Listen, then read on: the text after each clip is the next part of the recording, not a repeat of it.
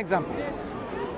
This probability decreases if you have more situations. If you have two examples, it's not 50-50, which is 1 over 2 or half, is actually 1 in a quarter now. Because 1 times 2 times 1 times 2 is 1 in a quarter.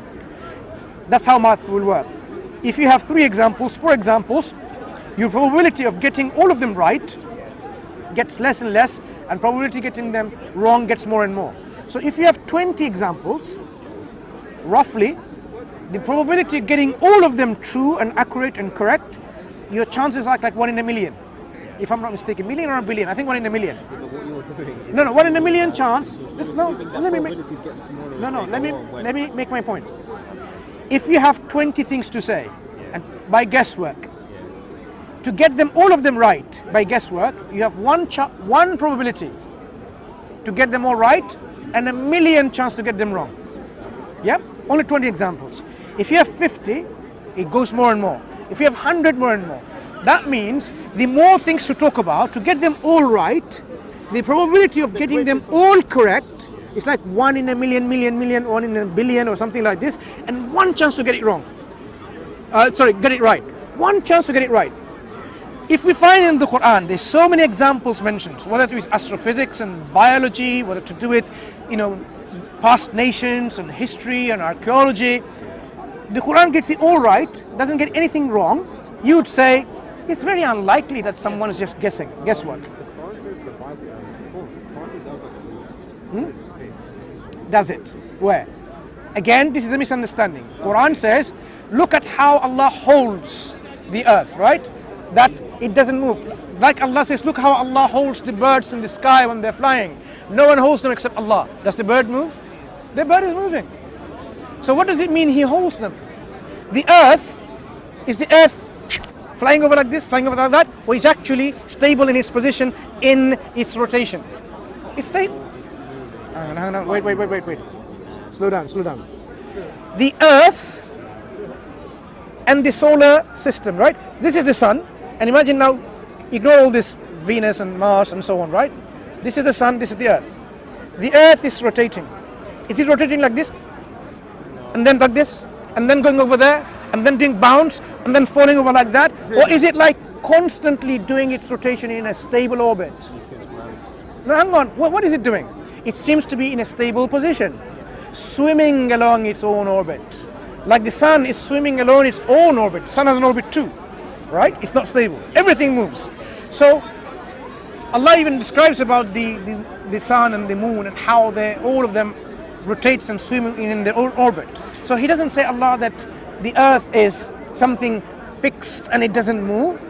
This thing is making it stable in what it is. Just like the bird, when they're flying, they're not like and then flying. They're flying in a particular way of flying where they're stable, they're held up, they're balanced. When the plane flies, they're held up.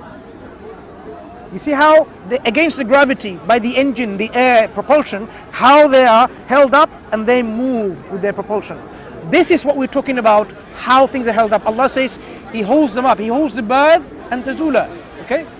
This ayah of the Quran, Ma yumsikunna illa ar-Rahman, right? How does the ayah begin from the very beginning? أَوَلَمْ يَرَوْا إِلَى الطَّيْرِ فَوْقَهُمْ صَافَّاتٍ وَيَقْبِضْنَ مَا يُمْسِكُهُنَّ إِلَّا الرَّحْمَنُ Yeah. إِنَّهُ بِكُلِّ Shayn Alim. So Allah talks about the bird, okay, how they are, and then He talks about how He holds them. But the birds don't just stay there. They're flying, they're moving. So the understanding people have, the earth is fixed. I know some people really think they believe the earth is fixed, nothing moves. There are even some scholarly opinion on this, but this is wrong because it doesn't what the Quran says. The text doesn't support their view. Because the birds... If you read it literally, it does. No, it doesn't. It does. If you read it literally, No. The earth is fixed. What does it mean? No. What does it mean? Antazula. So the earth doesn't fall. The earth isn't falling. It is Allah is holding them. It's not fixed. Allah is holding them. Allah is holding the earth. It means He's placed all these powerful forces of gravity, forces of attraction, where things are placed because of this. So when you have an object, because of gravity, look how it rotates around it. Our satellites.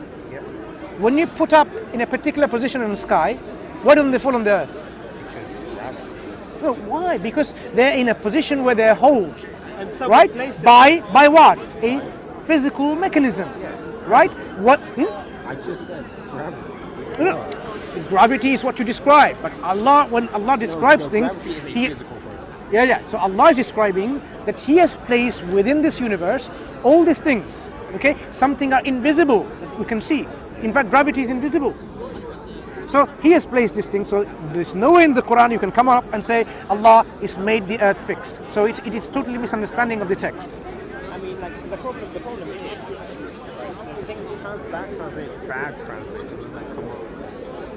Like my biggest problem, biggest problem, is that God is all powerful and knowing, but no one's seen it, no one's been able to test it, no one's been able to. Like, it would be so much easier for people like me who I kind of want to believe in one, right? Because I kind of see the appeal of afterlife and stuff like that, right? But I'm not gonna believe it until relatively recently you can prove this thing's existence. If it would show up, if it would do anything, if it would do something that we would undoubtedly know as something like that. Everybody would. But instead, this God decides to, if one exists, decides to just leave us in the dust, allow us to just go to hell for not believing in something we can't test ourselves. That's my biggest problem. Like, Okay. Let's address your point. Hold on. I'm not the biggest fan of the script. Like, even though the Quran is actually pretty good at the whole science thing, and if you wanna interpret it in a certain way, you can literally make anything. Like the best one is probably the Emperor one. That's pretty cool. I don't know how they do that, but obviously with scripture, people can interpret it as different things, and a book is a pretty horrible way of conveying a message because people get it wrong, people misinterpret it, people mistranslate it. And if you really wanted everyone to know about your existence, you'd show up. You wouldn't write a book, definitely not, because books suck in terms of giving you accurate information. Because even books today, even scientific books today, Okay. people don't actually understand how these things work. Mistranslations, miswriting, misrepresentation. Let's break it down to baby steps, because otherwise we won't be able to cover everything. Few points you mentioned. There's quite a few points. Why isn't it obvious that God exists? Why doesn't He make it clear to everyone that God exists? The communication from God through a book doesn't seem to be a better way of proving His existence. In terms of the proof, why can't we see Him, hear Him? Why can't we, actually experience this, evidence which is empirical? Now, there are several problems with what you desiring or demanding or requesting. It's not that. No. It's not that hard. No, let me show you where the problem is. All Right? Firstly, that God exists is something obvious. That God doesn't need to prove to you, right? People have themselves negated something that is obvious. Okay? Something that is obvious. Now, if I ask you, do you accept and know gravity exists? Yeah. Right. I'm able to test. Wait. Slow. jump, Kate. Don't jump. Now. So let's see how we have come to the conclusion. Do you see gravity? Do you hear it? Do you taste it? Okay. Is it in any of the 5 senses that we have that we can actually use it to see, test, hear, smell? I mean, you can test it by using your other senses. You can test it what? You can test its existence by using the other senses. What senses? You can. What other senses we have got? If I We have 5 senses and one which is 6th sense, right? So 5 senses. We were talking about touch, right? Hearing, seeing, feeling. These are the 5 senses that we have. None of these are applicable because we don't know what color gravity is, we don't know how much it weighs, we don't know how it tastes, we don't know how it smells, How it sounds we don't like. even know, right, how it sounds like, right? So gravity is beyond our 5 senses. So how did we come to the conclusion? Because if you demand the sensory perception using those senses of gravity